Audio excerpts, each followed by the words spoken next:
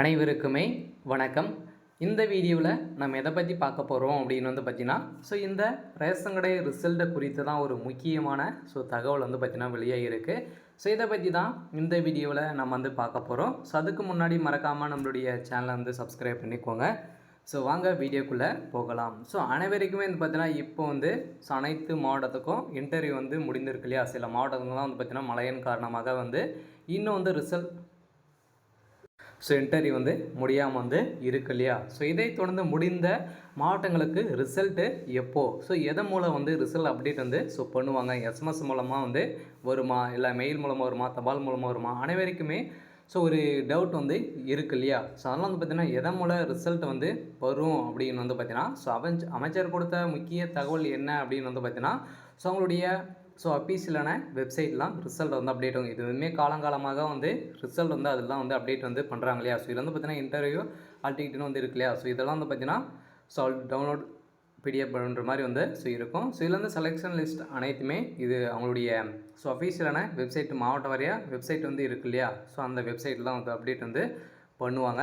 இருந்தாலும் ரிசல்ட்டை பொறுத்த அளவுக்கு பார்த்தீங்கன்னா எஸ்எம்எஸ் மெயில் மூலமாக வரத்துக்கான வாய்ப்புகளும் இருக்குது. இதனால் பார்த்தீங்கன்னா குறுஞ்செய்தி வரத்துக்கான வாய்ப்புகள் இருக்குது. இருந்தாலும் குறுஞ்செய்தி மூலமாக வரக்கூடிய ரிசல்ட் பார்த்தீங்கன்னா இங்கே யாரும் நம்பாதீங்க அப்படின்ற மாதிரி தான் பார்த்தீங்கன்னா கூட்டுறவுத்துறை சார்பில் இருந்து பார்த்தீங்கன்னா ஒரு அறிவுரை கொடுத்துருக்காங்க. ஆனால் ரிசல்ட்டை பொறுத்தளவுக்கு பார்த்தீங்கன்னா அனைவருக்குமே இந்த டிசம்பர் இறுதிக்குள்ளே வெளியாகிறதுக்கான வாய்ப்புகள் இருக்குது அப்படின்ற மாதிரி தான் பார்த்தீங்கன்னா இப்போ கூட்டுறவுத்துறை அமைச்சர் பெரிய கருப்பன் அவர்கள் பார்த்தீங்கன்னா இப்போ சொல்லியிருக்காரு. அதனால் பார்த்தீங்கன்னா எஸ்எம்எஸ் மெயில் மூலமாக வரதுக்கான வாய்ப்புகள் இருந்தாலும் அவங்களுடைய அஃபீஷியலான வெப்சைட்டில் பார்த்தீங்கன்னா அப்டேட் பண்ணிவிடுவாங்க.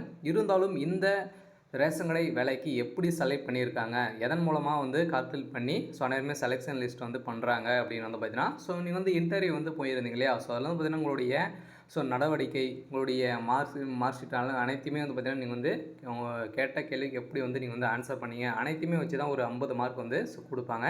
அடுத்ததாக நீங்கள் பார்த்தீங்கன்னா சேல்ஸ்மேனுக்கு நீங்கள் 12th எவ்வளோ மார்க் எடுத்திருக்கீங்க அது பேஸ் பண்ணி ஒரு 50 மார்க்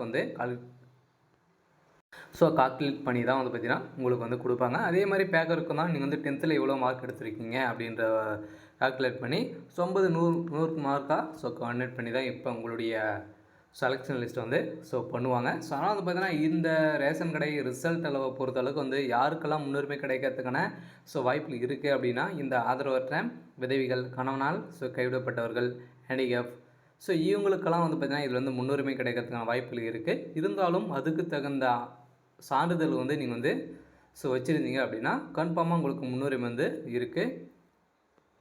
அதனால் பார்த்தீங்கன்னா இந்த ரேஷன் கடை வேலைக்காக ரிசல்ட்டுக்காக அனைவருமே காத்துட்டு இருக்கு இல்லையா? கூடிய வரையில் நம்மளுக்கு இந்த டிசம்பர் 24க்கு மேலே ரிசல்ட்டை எதிர்பார்க்கலாம் அப்படின்ற மாதிரி தான் பார்த்தீங்கன்னா அமைச்சர் ஒரு செய்தியாளர் சந்திக்கும் போது பேசிய போது தான் பார்த்தீங்கன்னா இந்த தகவல் கிடைத்திருக்கு.